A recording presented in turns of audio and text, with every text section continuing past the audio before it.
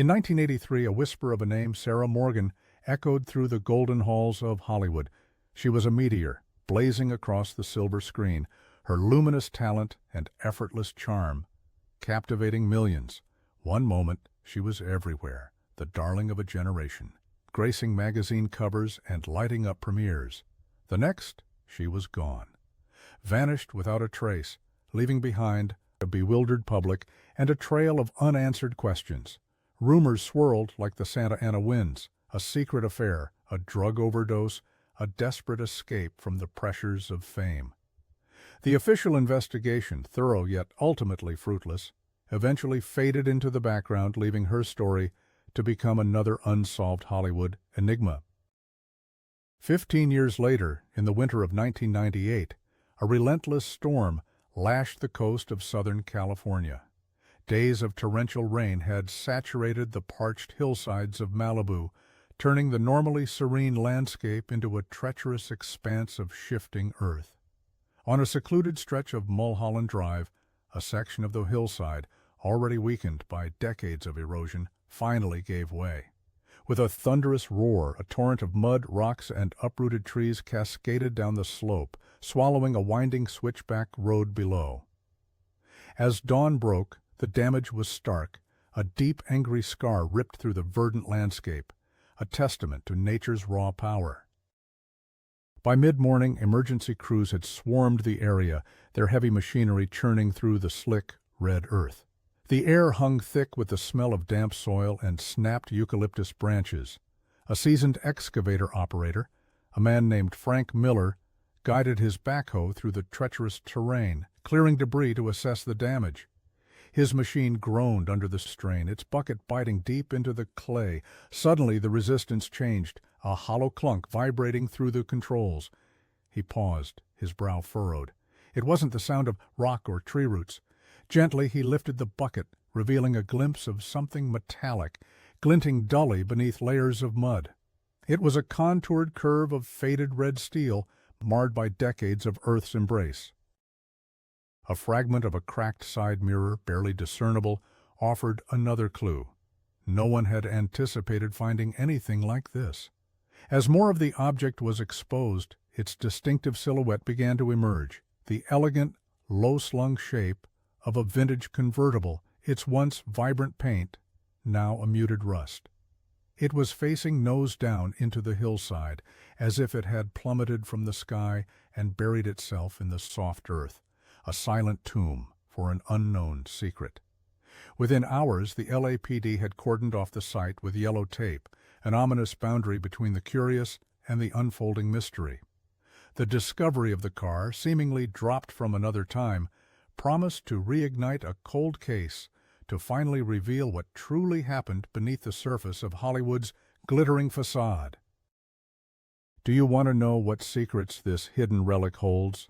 Keep watching to uncover the truth buried for decades. Subscribe to our channel for more untold stories and tell us in the comments, where are you watching this video from? The news of the unearthed vehicle spread like wildfire, a macabre fascination gripping the city. For Detective Adam Grant, the call came on a particularly uninspired Tuesday. He sat at his cluttered desk, the stale scent of lukewarm coffee clinging to the air, wrestling with a stack of cold cases that felt less like puzzles and more like monuments to futility. Grant was a man worn at the edges, a veteran of countless grim scenes, his once keen idealism dulled by years of human depravity and bureaucratic inertia. A recent divorce had stripped his personal life bare, leaving him with an echoing silence in his apartment and a gnawing sense of disillusionment that seeped into every aspect of his existence. He took the dispatch, the routine tone of the operator jarring against the implied drama of a decades-old discovery, and simply nodded, pushing himself up from his chair with a sigh that carried the weight of his weary bones. The drive to Malibu felt longer than usual, the winding roads offering no solace from the gray skies overhead or the heavier gray within him. As he approached the site, the yellow tape shimmered like a grim beacon against the raw, exposed earth. A flurry of activity greeted him, uniformed officers directing curious onlookers forensics teams meticulously sifting through mud, and the persistent hum of news helicopters circling overhead, their blades chopping at the already heavy air. The scent of wet soil and something else, something metallic and faintly organic, hung heavy in the air. He found the excavated convertible nestled precariously in the gaping maw of the hillside, a rusty sarcophagus amidst the churned earth. It was a classic, a sleek, open-top model, but time and the earth's relentless embrace had transformed it into a mangled wreck. The once gleaming paint was now a muted, corroded red, peeling like burnt skin. The front end was completely caved in, twisted metal and shattered glass resembling a grotesque, gaping mouth. The windshield was gone, or perhaps had imploded, and the interior was choked with compacted mud, decaying leaves, and the remnants of decades of subterranean existence. A somber huddle of forensic technicians worked around it, their movements precise and hushed. As Adam drew closer, a lead technician, her face grim beneath her protective mask, gestured towards the driver's side. The outlines of skeletal remains were discernible within the crushed cabin, fused with the car's ruined interior. A chilling silence fell over the small group as they took in the sight. The bones, delicate and brittle, were barely distinguishable from the surrounding detritus. There were no immediate identifiers, no wallet, no jewelry clearly visible through the mud and decay. The sheer passage of time had stripped away any easy answers. The car, a silent witness to a forgotten tragedy, offered only questions. Who was this person, entombed in steel and earth, and why had they been so thoroughly hidden for so long? Adam felt a familiar prickle of cold dread, a premonition that this would be no ordinary cold case. This wasn't just about finding a body, it was about unearthing a story, a life that had simply evaporated, leaving behind only whispers, and now this grim, rusted testament to its end. The initial silence of the scene was deceptive. It was a prelude to a storm of buried truths. The identification of the skeletal remains became the immediate priority. The process was painstaking, a race against the ravages of time and the elements.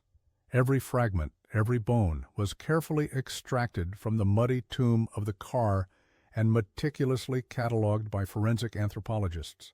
Dental records, often the most reliable keys to identity in cases like this, became the focal point. Weeks crawled by filled with hushed conversations in sterile labs and the methodical cross-referencing of archived missing persons files. Adam, despite his inherent cynicism, found himself drawn into the meticulous details, a subtle curiosity stirring beneath his hardened exterior. The ghost of Sarah Morgan, the name whispered on news channels and in hushed tones in the station hallways, began to take on a form beyond mere speculation. Then the confirmation came. A definitive match was made between the recovered dental work and the records of Sarah Morgan, the actress who had vanished in 1983. The news exploded. For 15 years her disappearance had been a lingering Hollywood myth, a cautionary tale whispered among industry insiders. Now, that myth had been ripped open, revealing a grim, tangible truth. The media, ever hungry for sensation, descended upon the story like vultures, resurrecting old magazine covers, grainy photographs, and forgotten film clips. Talk shows buzzed with speculation, true crime podcasts unearthed dusty theories, and veteran journalists who had covered her initial disappearance emerged from retirement to offer their dated yet suddenly relevant insights. For Adam, the public frenzy was a familiar, unwelcome spectacle. He watched with a detached weariness as Sarah Morgan, once a vibrant, enigmatic presence, was reduced to a morbid spectacle, her life and death dissected for ratings. He learned about her meteoric rise from obscurity, her captivating beauty, her raw talent that had promised an enduring legacy. He read about her final triumphant film role, a powerful drama that had earned her critical acclaim just months before she vanished. There were hints, too, of a private life that was less glamorous than her public persona. Whispers of volatile relationships, struggles with the pressures of fame, and a growing frustration with the superficiality of the industry. The more he delved into the records, the more a complex, vulnerable woman began to emerge from the shadow of the celebrated star. The sudden public attention, however, also brought out the old, discredited theories.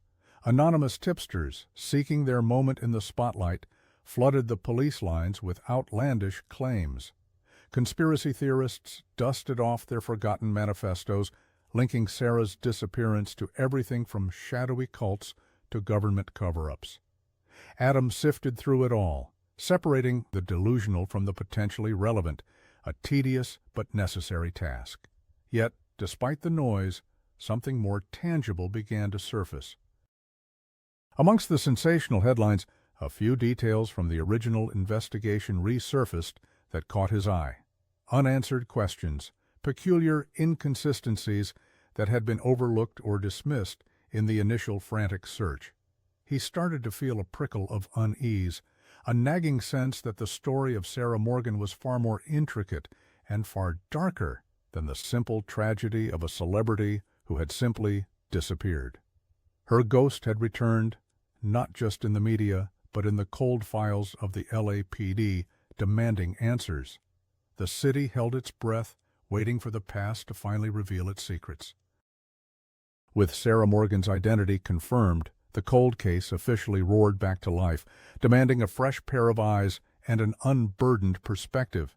The initial investigative team from 1983 had been hampered by a lack of forensic technology, pervasive rumors, and perhaps a subtle pressure to keep certain aspects of Hollywood's underbelly hidden.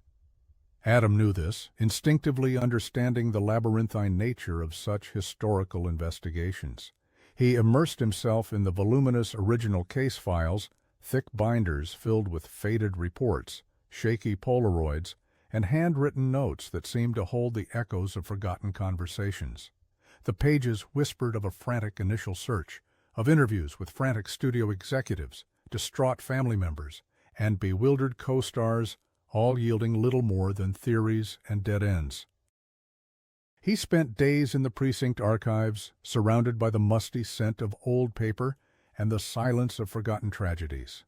The original detective's notes, penned in a neat but hurried script, painted a picture of an investigation that had started with a surge of energy only to slowly dissipate under the weight of uncooperative witnesses and the chilling absence of a body. There were records of a final unconfirmed sighting of Sarah's car leaving a party in the Hollywood Hills late one night. There were reports of frantic phone calls from her agent, her family, her closest friends, all growing increasingly desperate with each passing hour of silence. But then the trail simply went cold. No signs of struggle at her apartment, no ransom demands, no suicide note. Just an empty space where a vibrant life had been. Adam found himself poring over every detail, searching for the overlooked, the dismissed, the tiny anomaly that might have been lost in the initial chaos. He highlighted inconsistencies, a statement from a party guest contradicted by another, a supposed alibi that seemed just a little too convenient, a casual remark about Sarah's increasingly agitated state in the weeks before her disappearance. He noticed the curious brevity of some interview summaries, as if certain lines of inquiry had been abruptly cut short. He marked the names of key individuals who had been questioned then, some of whom still held prominent positions in the industry. The feeling that something crucial had been missed, or perhaps deliberately buried, intensified with each turning page. His search led him to seek out the few surviving members of the original investigation. Detective Miles Corbin, now a grizzled, retired veteran, met Adam in a quiet diner on the outskirts of the city. Corbin, his eyes holding the weary knowledge of 1,000 solved and unsolved crimes, remembered the Sarah Morgan case with a sigh. He spoke of the frustration, the feeling that they were always one step behind, chasing shadows in a city built on illusions. He hinted at the unspoken rules of Hollywood, the way certain powerful figures could make inconvenient truths disappear. He didn't offer concrete evidence, but his tired eyes and the knowing shake of his head spoke volumes about the unspoken pressures they had faced. There was also a forensic technician, now living a quiet life in Arizona, who remembered a specific detail about the type of tires on Sarah's car, a seemingly innocuous fact that hadn't been fully explored at the time. Adam took meticulous notes, cross-referencing their faded memories with the official reports. He sensed a palpable undercurrent of fear or reluctance in some of their voices, even after all these years. It was as if the ghost of Sarah Morgan still haunted them, not just as a lost case, but as a reminder of a powerful unseen force that had shaped its outcome. The initial investigation had concluded with a shrug of resignation, suggesting Sarah had simply chosen to disappear, to escape her fame. But Adam, looking at the twisted wreckage of her car, the fragile bones within, knew better. No one buries themselves this deep unless they're forced. The first threads of a much larger, more sinister tapestry were beginning to reveal themselves, pulling Adam deeper into the glamorous yet treacherous underbelly of 1980s Hollywood. The truth, he suspected, lay not in a simple runaway narrative, but in a carefully constructed silence. The weight of the past pressed heavily on Adam. The more he dug into Sarah Morgan's life, the more he realized her disappearance was not merely an unsolved case, but a carefully guarded secret. The casual dismissal of her vanishing as a flight from fame now seemed less like an oversight and more like a deliberate cover-up. He focused his attention on the weeks leading up to 1983, searching for what might have triggered such an abrupt and absolute vanishing act. He revisited the names of the powerful individuals Sarah had been associated with, the studio executives, the producers, the celebrated actors. Hollywood, he knew, had always been a city of facades, where glamour often concealed ugliness, and power could easily crush the vulnerable. His investigation led him to a forgotten article in an obscure entertainment trade magazine from the early 80s, an innocuous piece hinting at Sarah's growing activism for young talent and her outspoken criticism of certain industry practices. It was a fleeting mention, easily dismissed, but it resonated with something one of the retired detectives had muttered about Sarah stirring the pot. He began to see a pattern emerging, a dark thread woven into the fabric of the industry. He found old, unconfirmed police reports of young, aspiring actresses who had quietly left town after brief, unexplained encounters with influential figures. These incidents, often dismissed as personal reasons or creative differences, had never been linked until now. Adam began to suspect Sarah wasn't just a victim of circumstance, but an active participant in something larger, something she had stumbled upon or perhaps deliberately sought to expose. He meticulously cross-referenced the names of people Sarah had been seen with, especially those connected to her last known projects. One name surfaced repeatedly, a powerful studio executive named Victor Thorne, who had been a rising star in 1983 and now presided over one of the biggest studios in Hollywood. Thorne had been interviewed briefly during the original investigation, his alibi seemingly ironclad, his demeanor cooperative, yet something in his file felt too neat, too rehearsed. Adam started digging into Thorne's past, unearthing whispers of a ruthless ambition and a string of broken promises to aspiring talents. He found a chilling pattern of young women, often new to Hollywood and eager for their big break, who had entered Thorne's orbit only to disappear from public view, their careers inexplicably derailed. There were no official complaints, no lawsuits, just a silence that spoke volumes. It became clear that Sarah Morgan hadn't simply vanished. She had been silenced. She had been on the verge of exposing a systematic exploitation, a network of powerful men who preyed on the dreams and vulnerabilities of young women. This wasn't just a missing person case, it was a murder investigation, connected to a far wider, more insidious web of abuse and power. The truth was an uncomfortable burden, one that sat heavy on Adam's conscience. He knew that confronting such deeply entrenched power would be a formidable task, risking not just his career, but perhaps his very safety. The forces at play in Hollywood were not to be trifled with, and their reach extended far beyond the studio lots. But with each piece of grim evidence, with each confirmation of Sarah's fight against this hidden evil, Adam's cynicism began to recede, replaced by a cold, resolute determination. He felt a profound obligation to Sarah Morgan, not just as a detective, but as a silent witness to her courage. He knew he was stepping into a dangerous game, one where the lines between justice and personal peril blurred.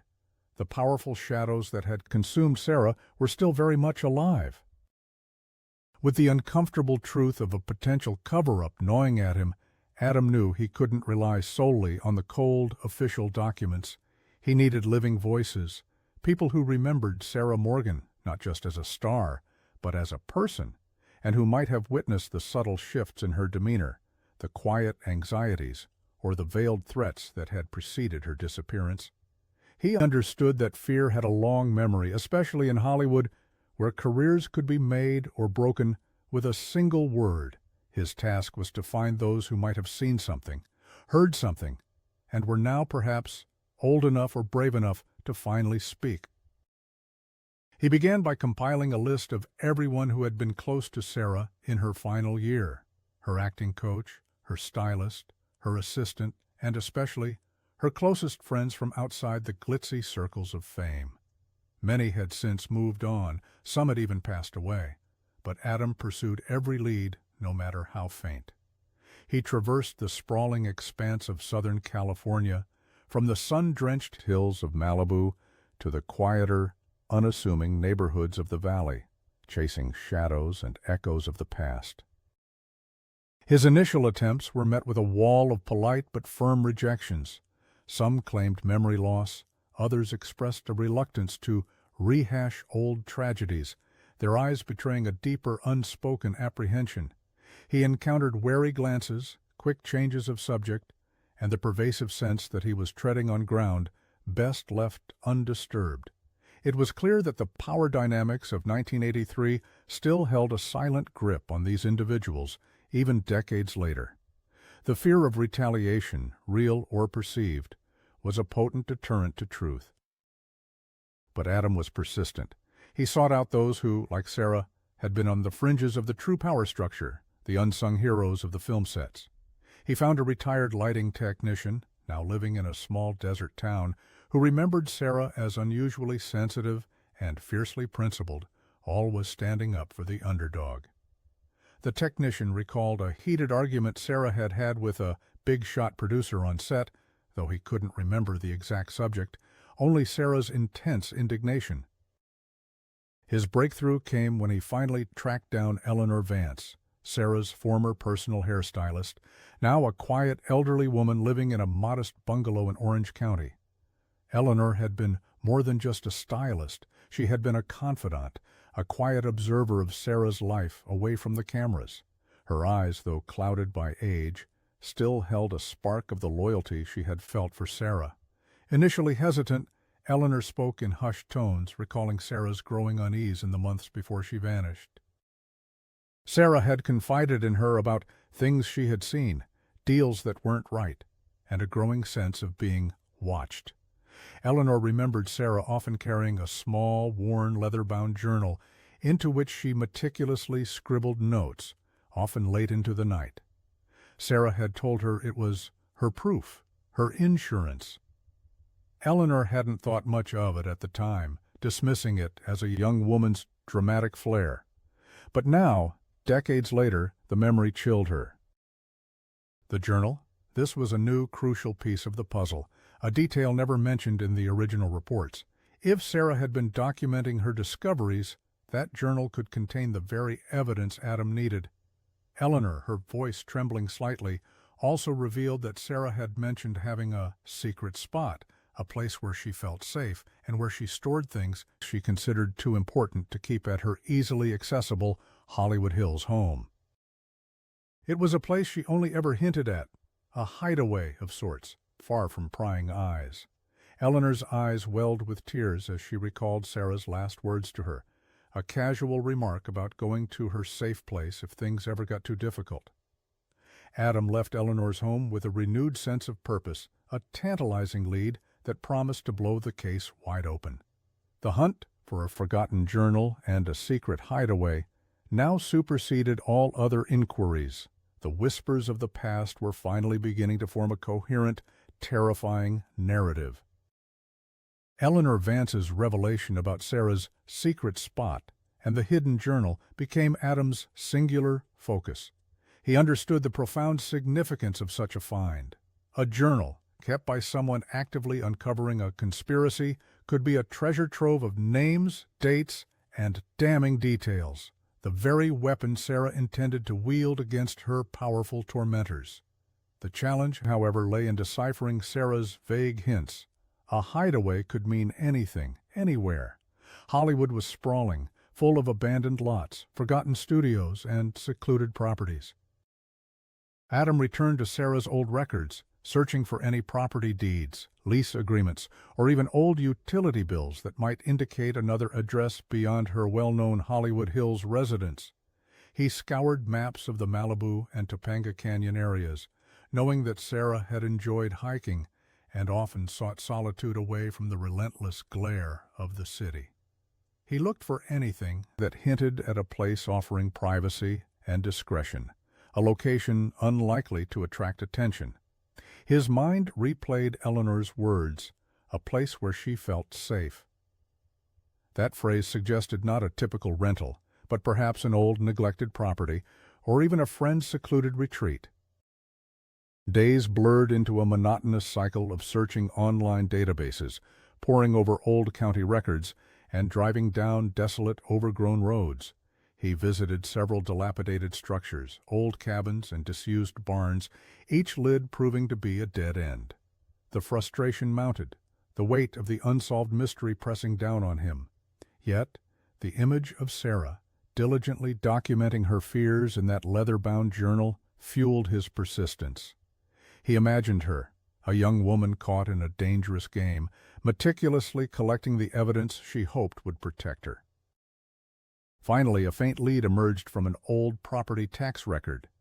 It indicated a small, remote parcel of land in the Santa Monica Mountains, almost forgotten, purchased decades ago by a shell corporation with ties to an obscure production company that had briefly employed Sarah for a minor role years before her big break. The property was listed as undeveloped, but the coordinates pointed to a deep wooded canyon, accessible only by a long, unpaved track. It was the kind of place one would choose if they truly wanted to disappear or to hide something. Armed with a map and a growing sense of anticipation, Adam drove to the specified coordinates. The road quickly deteriorated into a rutted path, overgrown with thorny brush. He parked his car at the base of the canyon and continued on foot, pushing through dense foliage, the silence broken only by the crunch of leaves under his boots and the distant cry of a hawk. After a strenuous hike, the trees began to thin, revealing a clearing. In the center stood a small, unassuming structure, barely visible through the thick canopy. A dilapidated single-room cabin, its paint peeling, its windows boarded up, almost consumed by the surrounding wilderness. It looked like a forgotten relic of a bygone era. A sense of profound quiet hung over the place, a stillness that felt almost sacred.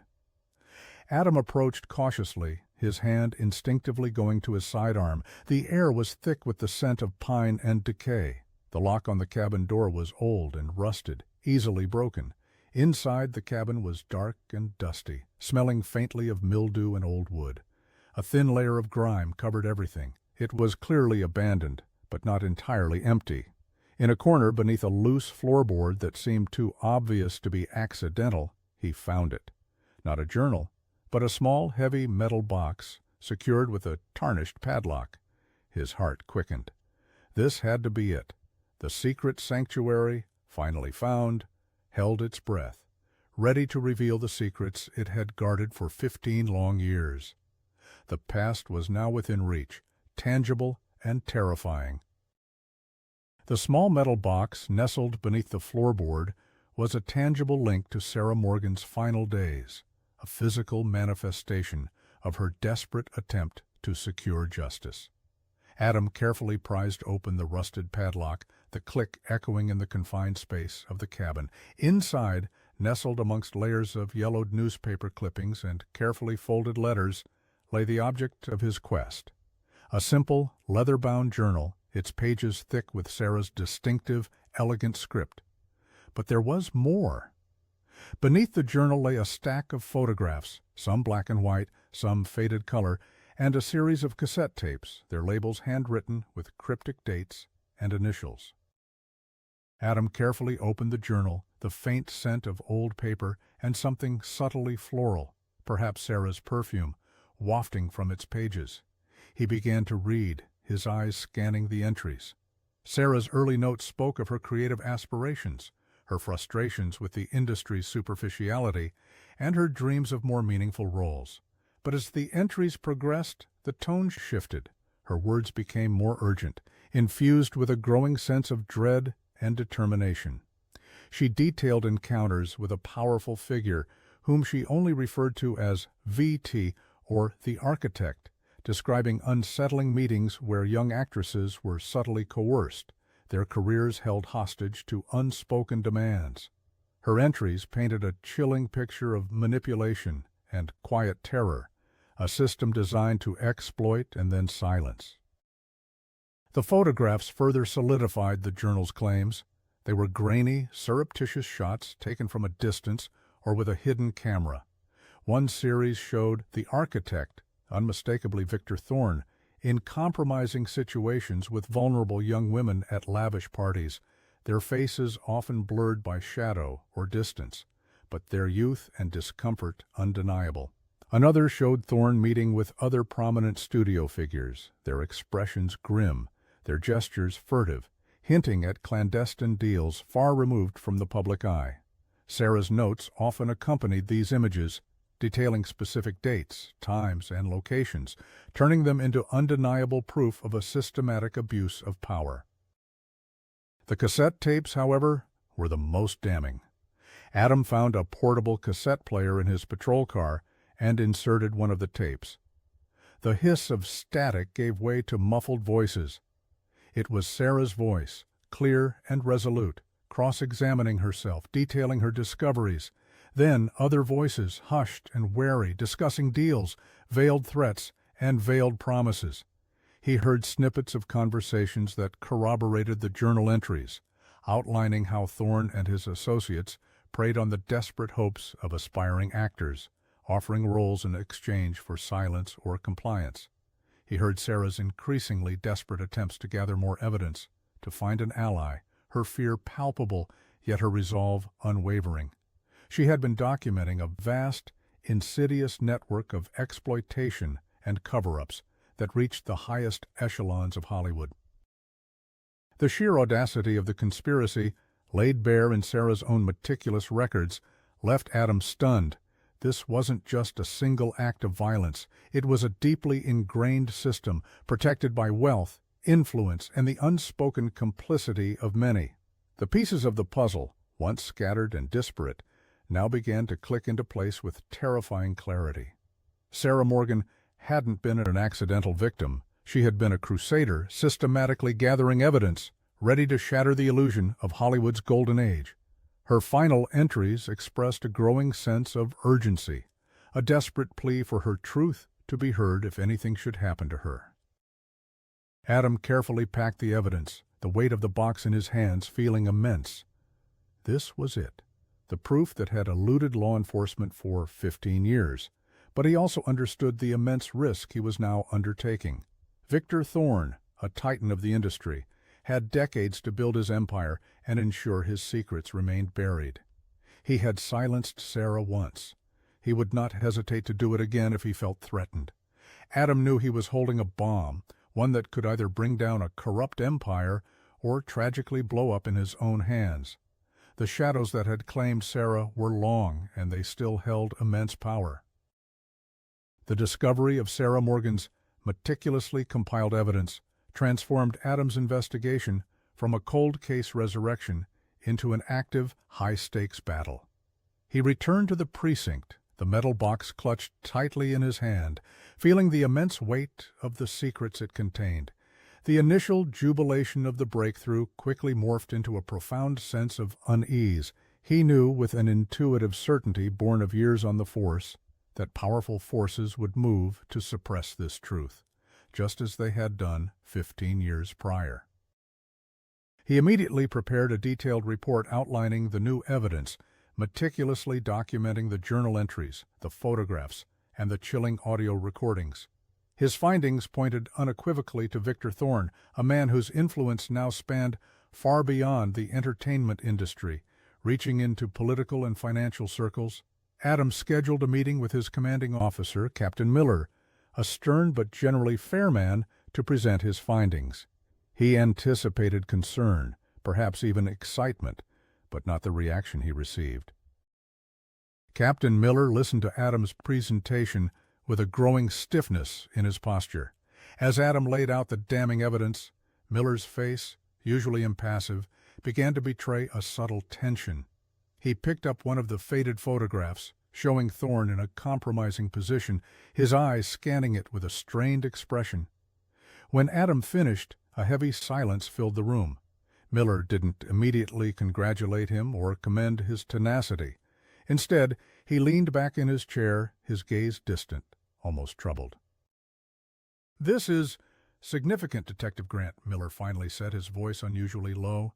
"Extremely significant." He paused, rubbing his temples. "However, Thorne is a very powerful man. His connections run deep. This isn't just about a cold case anymore. This is about shaking foundations." Miller spoke of the potential for a media firestorm, the economic impact on the city if a major studio head were implicated, the political fallout. He stressed the importance of proceeding with extreme caution, of ensuring every single piece of evidence was unimpeachable. The subtext was clear, even if unspoken. This case had suddenly become too big, too politically charged for simple police procedure. Over the following days, Adam felt a subtle, insidious pressure begin to build. Files related to the original Sarah Morgan investigation, which he had previously accessed without issue, suddenly became unavailable or required multiple levels of clearance. His requests for additional resources, specialized forensic analysis for the tapes, discreet surveillance on Thorne, were met with delays, evasiveness, or outright denial. He was told to slow down, to reevaluate the optics, to ensure he wasn't rushing to judgment. His phone, usually busy with calls from colleagues, grew unusually quiet. He noticed a subtle shift in the demeanor of some of his peers, a newfound distance, as if his pursuit of this case had made him a pariah. He felt the familiar bitter taste of bureaucratic obstruction, the chilling realization that the system he served was designed to protect itself, sometimes at the expense of justice. It was a disheartening echo of the very forces that had allowed Sarah Morgan's disappearance to remain a mystery for so long. The ghost of her struggle seemed to manifest in his own, a battle against an invisible yet immensely powerful adversary. Adam understood then that this wasn't just a police investigation. It was a solitary crusade, a fight against a carefully constructed wall of silence, built by those who profited from its protection. The true challenge wasn't just finding the killer, it was bringing him to justice when the very institutions designed to do so seemed intent on looking the other way. The line had been drawn, and Adam found himself standing alone on the wrong side of powerful expectations. The growing pressure from Captain Miller and the subtle stonewalling from within the department only solidified Adam's resolve. He knew he couldn't play by their rules, not if he wanted to unearth the whole truth. If the system was protecting Victor Thorne, then Adam would have to create his own path to justice, operating in the shadows of the very establishment he was supposed to serve. He decided on a risky strategy, leverage the very thing Thorne feared most, exposure. Adam meticulously prepared a sanitized yet compelling anonymous leak. He didn't reveal the full extent of Sarah's evidence, nor did he explicitly name Victor Thorne. Instead, he crafted a narrative of unexplained disappearances and long-buried secrets within the Hollywood elite, hinting at powerful individuals whose past misdeeds were about to be unearthed. He included carefully selected ambiguous details from Sarah's journal, cryptic phrases about hidden contracts and silent agreements, designed to prick the conscience of anyone involved, and more importantly, to alarm those who had something to hide. He anonymously sent this information to a few carefully chosen investigative journalists known for their tenacity and their unwillingness to be intimidated by powerful figures. The effect was immediate and seismic. The entertainment news cycle, already buzzing with the renewed interest in Sarah Morgan's disappearance, went into overdrive. Whispers turned into speculative articles, then into open investigations. Talk shows debated the new Hollywood scandals, and anonymous sources, emboldened by the initial leak, began to offer their own veiled accounts of impropriety from the 80s. The pressure on Victor Thorne, though not yet named publicly, was palpable. He was a titan of the industry, and any hint of scandal could unravel his carefully constructed empire. Adam watched Thorne's public appearances with keen interest. The studio head, usually impeccably composed, began to show subtle cracks in his facade. His press conferences became terse, his smiles strained, his denials more vehement than convincing. He convened emergency meetings, his security detail noticeably increased, and his public statements grew increasingly aggressive, dismissing the rumors as malicious falsehoods and baseless attacks. This was precisely the reaction Adam had hoped for. A cornered animal makes mistakes.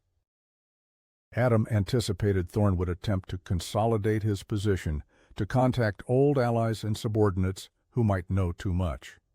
He theorized Thorne would try to identify the source of the leak, and more dangerously, attempt to retrieve or destroy any remaining evidence that might tie him directly to Sarah Morgan or her journal. It was a dangerous gamble, but Adam believed Thorne's desperation would override his usual cunning. The trap was set.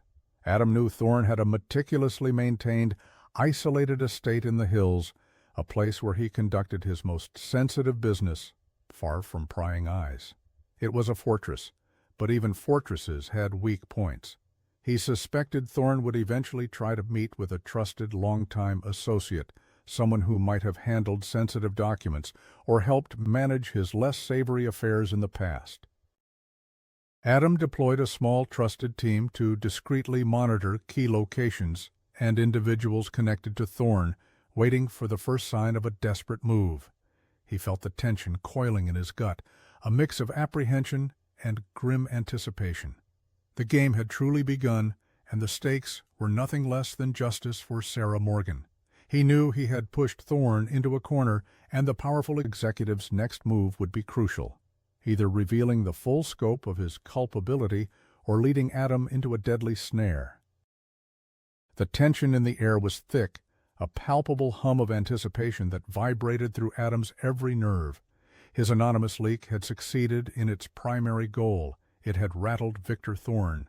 The powerful executive, accustomed to manipulating events from behind the scenes, was now visibly agitated, his carefully constructed facade beginning to crack under the relentless glare of public scrutiny and the ghost of Sarah Morgan's truth. Adam's discreet surveillance team reported Thorne's frantic calls, his sudden, unscheduled meetings, and a heightened sense of paranoia that permeated his inner circle. One evening, under the cloak of a moonless sky, Thorne made his move. He drove his sleek black limousine to a secluded, opulent residence tucked away in the exclusive hills of Bel Air, a property known to be owned by an old trusted associate who had also been mentioned in Sarah's journal as the Fixer. This was the very scenario Adam had anticipated. This was where Thorne would either seek to consolidate his allies or, more likely, attempt to silence anyone who might still pose a threat, or even retrieve some forgotten piece of damning evidence that he feared Sarah might have duplicated. Adam and a small hand-picked team operating entirely off the books and under his personal command had already positioned themselves around the property. They moved like shadows, their movements precise and silent, each officer acutely aware of the high stakes involved. The air was cool, carrying the faint scent of night-blooming jasmine, a deceptive sweetness that masked the gravity of the unfolding drama. Through a high-powered thermal camera, Adam watched Thorne enter the associate's mansion. Hours crawled by, each minute feeling like an eternity. Then a heated argument erupted within the lavish walls. Voices, muffled but clearly agitated, carried faintly into the still night.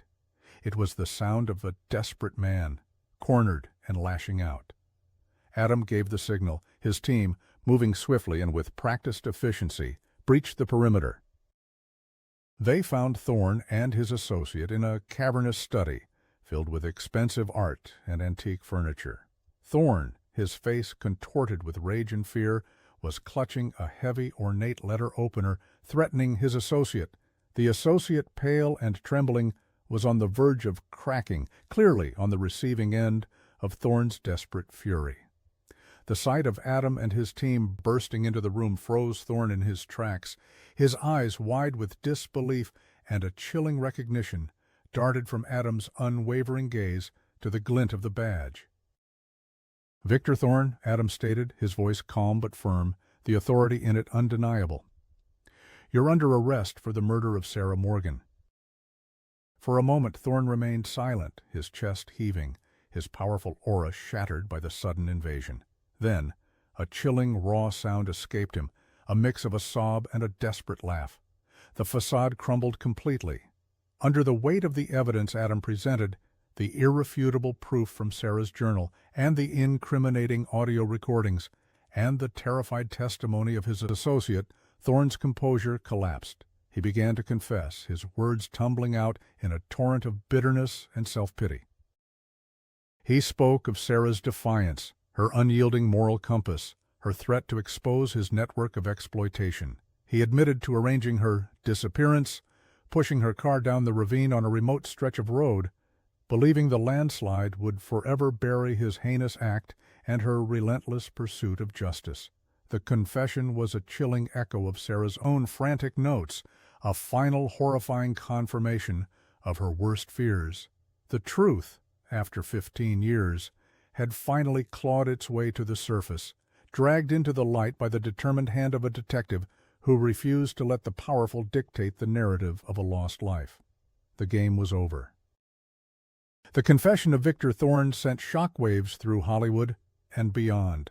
The news, no longer held back by internal pressures, erupted in a firestorm of headlines, each one dissecting the life and crimes of a man once thought untouchable. The narrative of Sarah Morgan, the vanished starlet, transformed from a tragic mystery into a compelling story of courage, betrayal, and finally, vindication. Adam, initially an unknown detective working a cold case, found himself thrust into the spotlight, his tenacity praised, his unwavering pursuit of justice celebrated. The legal process moved swiftly, fueled by the irrefutable evidence from Sarah's journal and tapes, corroborated by Thorne's own chilling confession and the testimony of his terrified associate.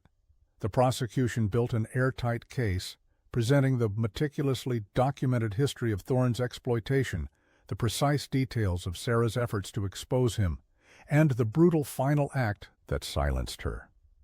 The photographs, grainy but undeniably damning, and the audio recordings, chilling in their candid cruelty, left no room for doubt. During the trial, the courtroom was packed, a microcosm of a society hungry for answers and justice. Journalists scribbled furiously, victims of Thorne's past abuses, emboldened by Sarah's posthumous bravery, sat in the gallery, their faces etched with a mixture of pain and nascent hope. Thorne, once a picture of power and arrogance, now appeared a hollowed-out shell, his attempts at defiance crumbling under the weight of overwhelming evidence. His defense team, formidable as they were, struggled to counter the sheer volume and emotional impact of Sarah's meticulously preserved truth. The verdict, when it came, was swift and decisive. Guilty. The murmur that rippled through the courtroom was not one of shock, but of profound relief. Victor Thorne, the man who had woven a web of fear and silenced so many, was finally held accountable for his crimes. His empire, built on exploitation and intimidation, began to unravel immediately. Investigations into his studio practices expanded, exposing a wider network of complicity and abuse. The industry itself was forced to confront its own dark underbelly, sparking long overdue conversations about power dynamics and accountability. For Adam, the trial's conclusion brought a quiet, profound satisfaction. He had witnessed justice being served, not just for Sarah Morgan, but for all the unseen, unheard victims whose voices had been silenced. He felt a sense of completion, a closing of a chapter that had haunted the city for years. The finality of the verdict, the sight of Thorne being led away, represented a triumph not just for law enforcement, but for the principle that even the most powerful cannot escape the consequences of their actions forever. Yet, amidst the public triumph, Adam felt a deeper, more personal sense of peace. He had followed a thread of truth into the dark heart of Hollywood, guided by the silent, determined ghost of Sarah Morgan. He had given her a voice, allowing her final desperate act of defiance to finally achieve its purpose. The case that had started with a rusted car and skeletal remains had ended with a powerful public reckoning, washing away some of the cynical grime that had accumulated on his own soul. Justice, it seemed, was not always swift, but sometimes, after years of silence, it could still find its way home. With Victor Thorne's conviction, the media frenzy eventually subsided, and the spotlight, which had so intensely illuminated Adam's work, gradually shifted to other stories. Life in the precinct slowly returned to its accustomed rhythm, but for Adam, nothing was quite the same. The Sarah Morgan case had fundamentally altered his perspective, chipping away at the cynicism that had long shielded him. He had stared into the darkest corners of human ambition and had emerged with a renewed, albeit tempered, faith in the possibility of justice. The echoes of Sarah's courage resonated within him, a silent reminder that even in the face of overwhelming odds, one person's determination could ignite a profound change. He found himself spending more time contemplating the intangible aspects of his work, the ripple effects of each solved case, the quiet solace it brought to grieving families, and the restoration of a fragile balance. The personal crisis that had plagued him for months, the gnawing emptiness after his divorce, also began to recede. The all-consuming focus on Sarah Morgan's case had, paradoxically, provided a much-needed redirection for his own internal struggles. He hadn't sought personal redemption, but in the process of seeking justice for another, he had found a degree of healing within himself.